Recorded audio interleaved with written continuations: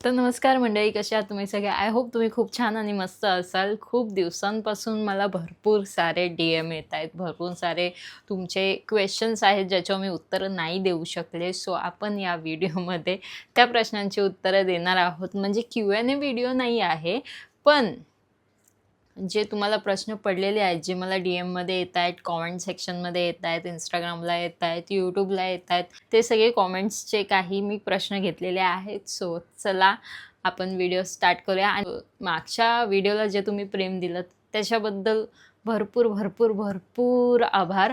चला मग आता आपण स्टार्ट करूया. क्वेश्चन्स जे तुम्हाला पडलेत भरपूर सारे, सो त्या तुम्ही काही घेतलेले आहेत.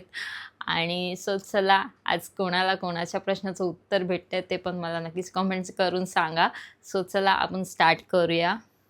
जे काही प्रश्न असणार आहेत ते प्रेग्नन्सी रिलेटेड असणार आहेत आणि प्रेग्नन्सीच्या नंतर सुद्धा म्हणजे डिलिव्हरी नंतरचे सुद्धा काही प्रश्न आहेत. सो आज आपण या व्हिडिओमध्ये क्लिअर करूया. आणि हो, तुम्ही बघतायत वॉच विथ ऋतूसोबत. सो चला स्टार्ट करूया. सगळ्यात पहिला तुमचा क्वेश्चन असा होता, खूप साऱ्या लेडीज आहेत ज्या आता प्रेग्नेंट आहेत, सो त्यांना भरपूर प्रश्न पडतात किंवा जे कन्सीव्ह करण्याच्या मार्गाला आहेत त्यांनासुद्धा भरपूर प्रश्न पडत आहेत. सो मी तुम्हाला आज या व्हिडिओमध्ये क्लिअर करणार आहे. तर सगळ्यात पहिला प्रश्न हा आहे की तुला प्रेग्नन्सीमध्ये उलटीचा त्रास झाला का? वॉमिटिंग झाली आहे का तुला? हो, मला माझ्या म्हणजे पहिल्या महिन्यात तर मला काही नाही वाटलं, पण दुसऱ्या महिन्यामध्ये जी मला वॉमिटिंग चालू झाली होती, आई शपथ एवढ्या उलट्या केल्या, म्हणजे जे मी खाईल ना ते बाहेर निघत होतं, जे मी पिईल ते बाहेर निघत होतं. म्हणजे अक्षरशः पाणी पण नव्हतं राहत पोटामध्ये, पाणीसुद्धा मी उलटी करत होते पिऊन. म्हणजे एवढी हालत खराब झाली होती. मी काहीच खात नव्हते, मला काहीच खाईशी वाटत नव्हतं, कारण की उलटी होत होती. तर गाईज मी Instagram असे स्क्रोल करत होते आणि त्याच्यामध्ये एक इन्फ्लुएन्सरला एक छोटासा ॲक्ने आला होता, म्हणजे एक छोटासा पिंपल आला होता. पण बघता बघता तिचा प्रॉब्लेम एवढा वाढला की तिच्या पूर्ण तोंडावर फोड्या येऊ लागल्या आणि पूर्ण तिचा फेस खराब झाला. म्हणजे आत्ता मी जर तिचे फोटो बघितले ना, बापरे किती फरक आहे, किती छान तिची स्किन होती. पण एका पिंपलमुळे तिने पूर्ण म्हणजे तो इग्नोर केला आणि त्याच्यानंतर पूर्ण वाट लागली फेसची. म्हणजे आपण पण हेच करतो ना, एखादा ॲक्ने आला किंवा पिंपल आला, सगळे प्रॉब्लेम होतात, तेव्हा आपण एक्सपर्ट्सची जाऊन बोलायला पाहिजे, त्यांचे सजेशन घ्यायला पाहिजे. पण आपण काय करतो, त्या ॲक्नेला आपणच ट्रीट करतो, आपणच डॉक्टर बनतो आणि कोणते कोणते प्रोडक्ट घेतो आणि लावतो त्या ॲक्नेला. आणि जेव्हा तो प्रॉब्लेम सिव्हिअर होतो, ॲक्नेवर ॲक्ने, डबल ॲक्ने येतात वगैरे वगैरे, पूर्ण फेस भरून जातो, तेव्हा आपण विचार करतो यार तेव्हा मी माझ्या तेव्हा मी स्किन केअर केलं असतं, तर तेव्हा मी माझ्या स्किनची काळजी घेतली असती, तर आत्ता असं नसतं झालं. तर छोटासा पिंपल आपला किती सारा प्रॉब्लेम होऊन जातो, कारण की आता वेदर पण भरपूर चेंज होत चालला आहे आणि त्याच्यामध्ये आपलं खानपिनसुद्धा भरपूर चेंज होत चाललं आहे. सो आपल्याला मेन जे रिझन आहे आपल्याला पिंपल येण्याचं, ते रिझन आपल्याला माहिती नाही. त्यामुळे आपल्याला एका डर्मॅटची गरज आहे. म्हणूनच मी खूप दिवसापासून तुम्हाला सांगते की क्युअर ॲपचे प्रोडक्ट यूज करा. मी यूज करत आहे आणि तिथे आपल्याला डर्मॅट भेटून जातात, म्हणजे डर्मॅट फ्री भेटून जातात, फ्री ऑफ कॉस्ट. आपल्याला चॅट असते, सोबतच ते तुमचा फेस ॲनालाइज करतात AIच्या थ्रू आणि खूप छान असं तुम्हाला एखादं किट बनवून देतात. तुमच्या स्किन प्रॉब्लेम रिलेटेड, तुमच्या स्किन टाईपला घेऊन तो एक किट बनवतात आणि तो तुम्हाला सजेस्ट करतात की तुम्ही हा यूज करा, ज्याच्याने तुमचे जे प्रॉब्लेम आहेत ते रीड ऑफ होतील. सो ह्याच्यापेक्षा चांगली गोष्ट कोणती असेल की तुम्ही घरी बसल्या बसल्या डर्मॅटशी बोलतायत, तुम्हाला प्रोडक्ट्स येत आहेत, तुम्हाला तुमच्या स्किन प्रॉब्लेमचं सोल्युशन भेटतं आहे आणि प्लस तुम्हाला मंथली कन्सल्टेशनसुद्धा आहे, मंथली तुमचा रिपोर्ट ठेवला जातो आहे. म्हणजे असं नाही की आपण प्रोडक्ट घेतले, ॲप डिलीट केला, असं नाही आहे. क्युअर ॲप हा असा ॲप आहे ज्याच्यामध्ये आपण मंथली डॉक्टरशी आपलं मंथली कन्सल्टेशन असतं, ते पण फ्री ऑफ कॉस्ट आणि ते आपला प्रॉपर रिपोर्ट मेंटेन करता. मी बसल्या बसल्या घरामध्ये डर्मॅटशी बोलू शकता, चॅट करू शकता आणि सोबतच ते तुम्हाला सांगतात की ते तुमची स्किन चेक करतात, परत ॲनालाइज करतात आणि बघतात की तुम्ही रिकवर होत आहेत की नाही, तुमची स्किन रिकवर होत आहे की नाही, जे तुम्हाला स्किन रिलेटेड प्रोडक्ट दिलेले आहेत ते तुमच्यावर काम करतायत की नाही वगैरे वगैरे, हे सगळं ते रिपोर्ट मेंटेन करतात आणि तुम्हाला सांगतात. आणि प्लस तुम्हाला डाएट प्लॅन पण सांगतात म्हणजे म्हणजे सगळंच त्याच्यामध्ये इन्क्लुडेड होऊन जातं माझं तर, कारण की मला डाएट प्लॅन पण भेटतो, मला माझं स्किन केअरसुद्धा भेटतं. मला टेन्शन नसतं, कोणत्याही लेवलचा स्ट्रेस नाही आहे मला, की मी कोणतं प्रोडक्ट यूज करू, आता मला हे झालं आहे, आता मला हा प्रॉब्लेम झाला आहे, तर मी कोणता प्रोडक्ट यूज करू. जे काही प्रोडक्ट ते तुम्हाला देतात ते माझ्या म्हणजे तुमच्या स्किन रिलेटेड असं, म्हणजे तुमच्या स्किन प्रॉब्लेमसाठी असतात. मला जे प्रोडक्ट देतात ते माझ्या स्किन प्रॉब्लेमसाठी असतात, माझ्या स्किन टाईपनुसार असतात. जरीही म्हणजे तुम्हाला सांगते मी मी भरपूर वर्षापासून क्युअर ॲप डाउनलोड केलेला आहे आणि यूज करत आहे. मला कोणताही प्रॉब्लेम आलेला नाही आहे. आणि जर तुम्हाला असं असेल की बाबा तुम्ही ॲप डाउनलोड केलेला आहे आणि तुम्ही प्रोडक्टसुद्धा बाय केलेले आहेत आणि त्यानंतरसुद्धा तुम्हाला प्रोडक्ट सूट नाही होते, तर तुम्ही क्युअर ॲप ओपन करून तुम्ही डायरेक्ट डॉक्टरशी बोलू शकता. मग ते तुमचा फेस परत ॲनालाइज करतील, परत तुम्हाला प्रोडक्ट पाठवतील. आणि मी जेव्हा ॲप डाउनलोड केला होता तेव्हा माझा फोटो बघा तुम्ही, फेस ॲनालाइज केला होता फर्स्ट, तर किती सारे मार्क्स माझे डिटेक्ट झाले होते इथे आणि किती सारे स्किन इश्यूज इथे होते. सो आणि जेव्हा आत्ताचा माझा तुम्ही बघू शकता फोटो, कितीसा फरक आहे. म्हणून क्युअर ॲप हा खूप छान आहे. जर तुम्ही डाउनलोड केला नसेल आत्ता पण, तर नक्कीच जाऊन डाउनलोड करा. लिंक डिस्क्रिप्शनमध्ये आहे, पिन कॉमेंटसुद्धा केलेली आहे. लिंकवर टॅप करताच तुम्हाला ॲप भेटून जाईल. आणि सोबतच किटची जी प्राईज आहे 1500 ते 2000च्या मध्ये.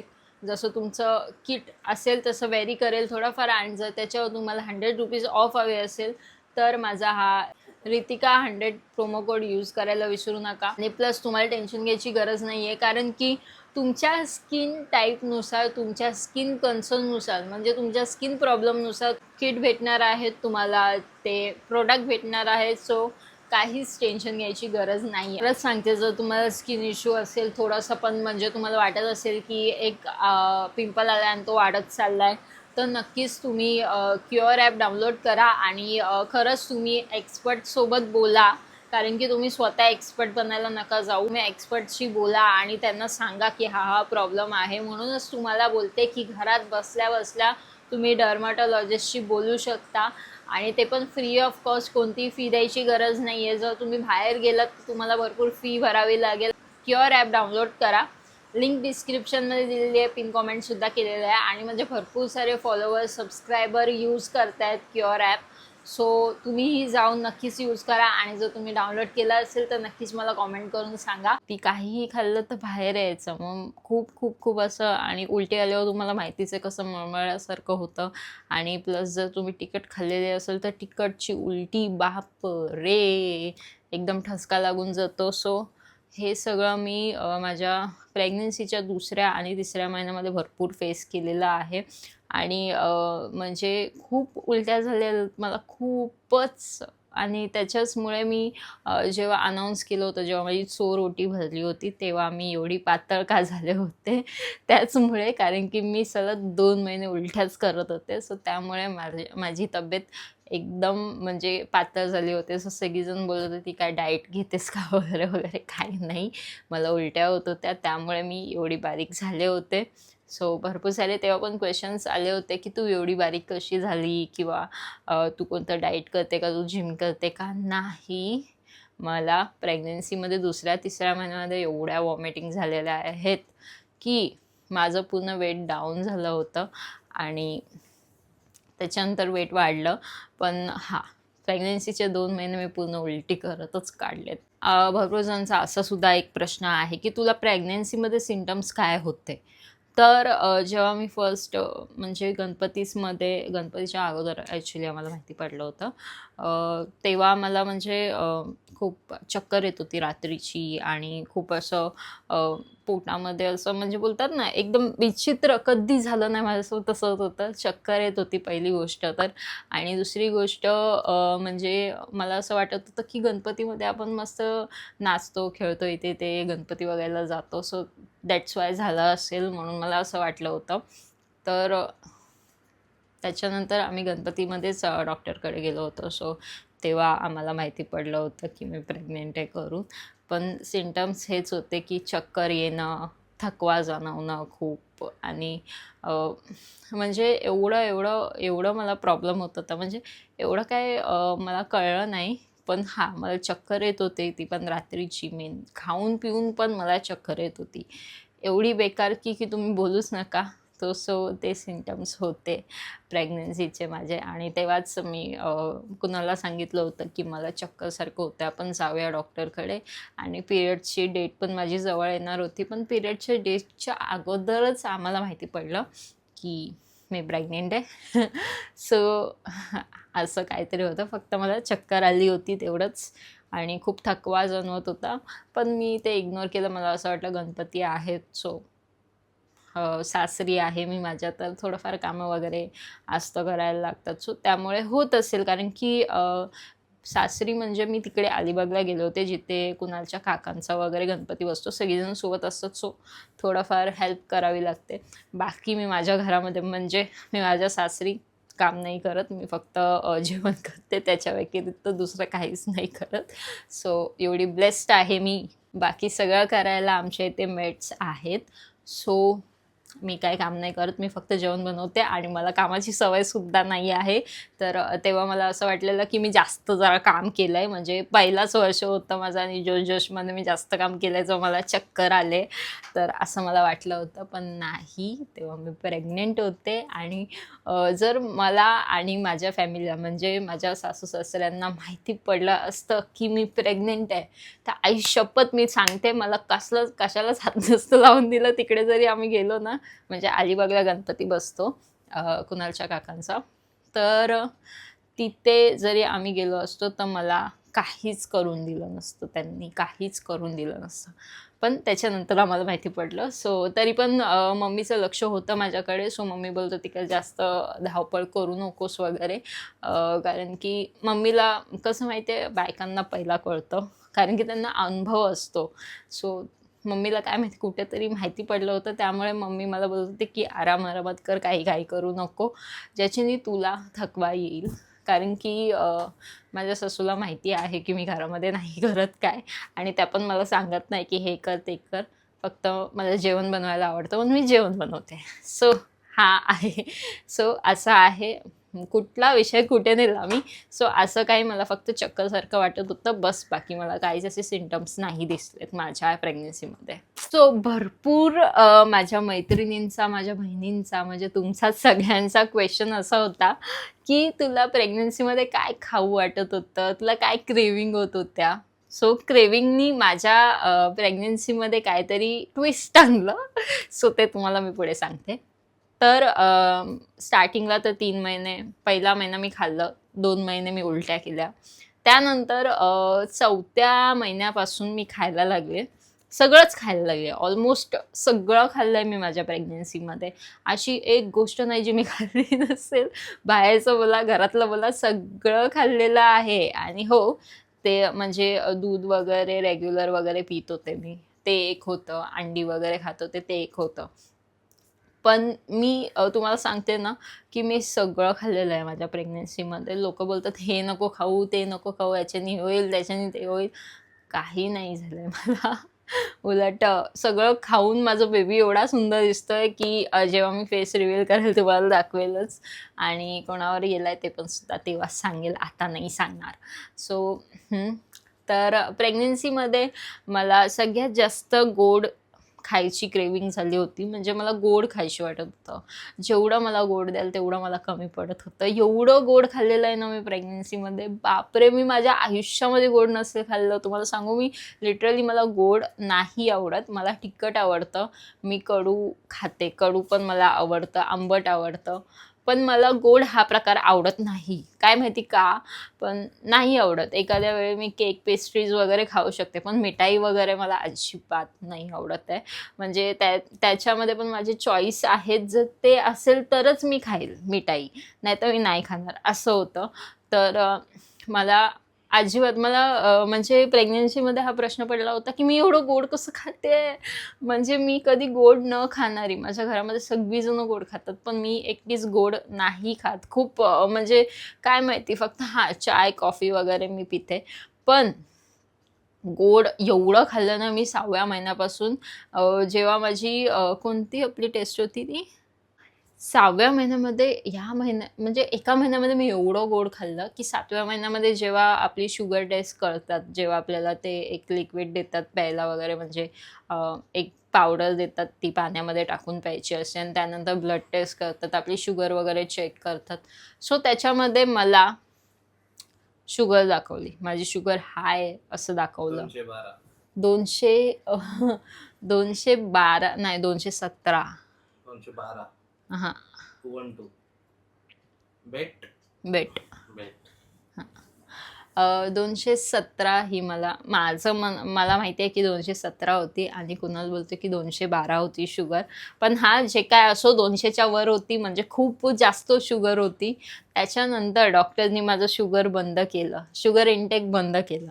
त्याच्यानंतर परत मला फ्रुट्स पण खायची कोणतीच म्हणजे फ्रुट्स पण नाही खायचे ते पण बंद केलं. आणि त्याच्यानंतर मला फक्त काही 2-3च फ्रूट सांगितलेले खायला ते म्हणजे ॲपल, मोसंबी आणि संत्र. हे 3च फ्रूट मला अलाउड होते खाणं. म्हणजे मी 7व्या ते 9व्या महिन्यापर्यंत फक्त हे 3च फ्रूट खाल्लेले आहेत आणि शुगर बंद केलेली आहे. पूर्ण बंद म्हणजे शुगरचा एक दाणा पण नसेल खाल्ला मी. सो आणि आत्तापर्यंतसुद्धा नाही खात आहे.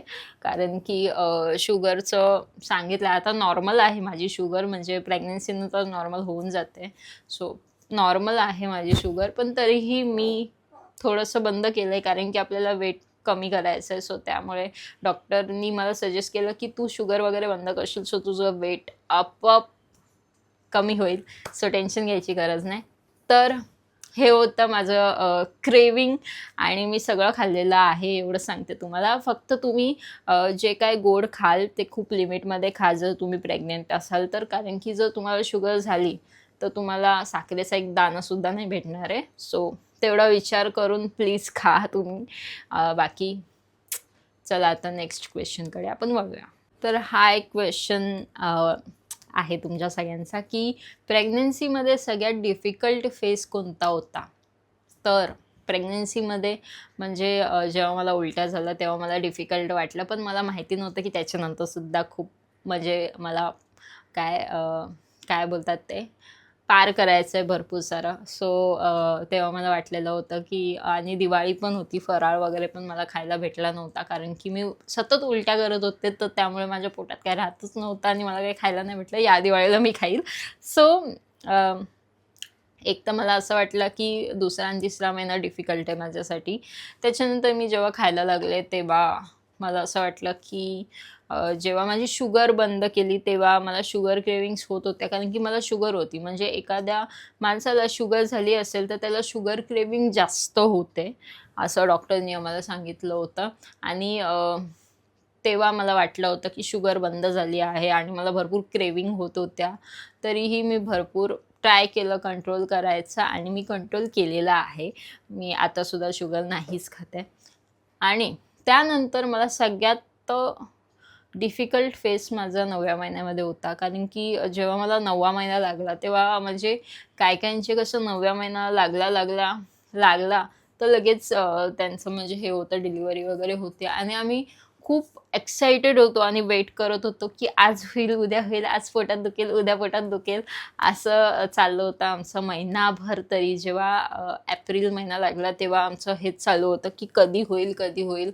आणि मला एवढं जड झालं होतं ना पोट एवढं जड झालं होतं आणि प्लस मला प्रेशर येत होता भरपूर आणि खूप म्हणजे कंबर दुखत होती आणि भरपूर सारं आपलं पोट एवढं वाढलेलं असतं आणि तेव्हा खूप प्रॉब्लेम झाले होते मला. आणि तेव्हा असं वाटत होतं म्हणजे 9व्या महिन्याचा माझा एक दिवस असा जात होता की कधी होतंय, कधी बेबी बाहेर येतोय, कधी मी मोकळी होते असं वाटत होतं. आणि सगळ्यांनाच तसं वाटत होतं की लवकर ही मोकळी होऊ दे. कारण की भरपूर प्रॉब्लेम होते आणि त्याच्यामध्ये प्लस क्रेविंग्स होत होत्या आणि पोट एवढं वाढलं होतं. जास्त काय खायला नव्हतं भेटत कारण की बेबी मोठा झाला होता तर त्याच्यामध्ये अजून काय खायला वगैरे जास्त नव्हतं भेटत. आणि प्लस अंग दुखत होतं माझं. भरपूर प्रॉब्लेम झाला आणि जो आपल्याला पेल्विक प्रेशर येतो तिथे पेल्विक पेन होतं. सो तिथे पेन होत होतं पूर्ण 9 महिने. मला म्हणजे या कुशीच्या त्या कुशी झोपल्यानंतर एका कुशीला ते दुसऱ्या कुशीला व्हायला ना खूप टाईम लागायचा आणि खूप खूप दुखायचं एवढं की बापरे बोलू नका. जेवढं मला 8 महिन्यामध्ये नाही झालं ना, तेवढं मला या 9व्या महिन्यामध्ये भरपूर कठीण गेलेलं आहे. सो हां, आणि 9वा महिना लागला आणि 9वा महिना लागला. 9वा महिना पूर्ण झाला आणि 10वा महिना लागला 1 दिवस. सो 5 तारखेला बेबी झाला आमचा आणि 4 तारखेला माझा 9वा महिना कंप्लीट झाला होता आणि 5 तारखेला बेबी झाला. सो हेच खूप डिफिकल्ट होतं माझ्यासाठी. तर एक तुम्हाला मुद्दाचा म्हणजे एक तुम्हाला गोष्ट सांगायची आहे. म्हणजे काय माहिती मंगळवार होता ज्या दिवशी बेबी झाला 5 तारखेला आणि त्याच्या 1 दिवस अगोदर सोमवार होता, उपवास होता आणि त्याच्या 1 दिवस अगोदर संडे होता 3 तारखेला, 3 मेला. तर तेव्हा मी चायनीज खाल्लं होतं आणि मी माझ्या प्रेग्नन्सीमध्ये भरपूर सारं चायनीज खाल्लेलं आहे. म्हणजे भरपूर सारं फास्ट फूड खाल्लेलं आहे मी. पिझ्झा, बर्गर वगैरे, वगैरे. तुम्ही नका खाऊ. मी खाल्लेलं आहे. माझ्या डॉक्टरला सुद्धा माझ्या कुणालनी सांगितलं होतं, की डॉक्टरला ही पिझ्झे खाते, ही सँडविच खाते, हे करते, ते करते. सो डॉक्टरनी मला सांगितलं होतं, की तुला क्रेव्हिंग होते सो तू खाऊ शकते एग स्लाईस, पण तू चांगल्या क्वालिटीचं खा. जिथे चांगल्या पद्धतीने बनतं, क्लीन, हायजिनिक वगैरे तिकडचं खा. सो मी भरपूर फास्ट फूड खाल्लं होतं आणि एन्जॉय केलं होतं. म्हणजे विचार करा डिलिव्हरीच्या 1 दिवस अगोदर सुद्धा मी चायनीज खाऊन गेले होते. सो ही एक गंमत होती, की चायनीज लोकं बोलायचे, की चायनीज वगैरे खातेस, तिखट खातेस, असं होईल, तसं होईल.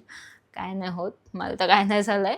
सो चायनीज वगैरे मी खाल्लेलं आहे माझ्या पूर्ण प्रेग्नन्सीमध्ये जेव्हापासून मी खायला लागले 7व्या महिन्यापासून तेव्हापासून मी खात होते. सो हां, आणि फास्ट फूड मी एन्जॉय केलेलं आहे भरपूर माझ्या प्रेग्नन्सीमध्ये. आईस्क्रीम एन्जॉय केलेली आहे, सगळं एन्जॉय केलेलं आहे, फक्त शुगर सोडून.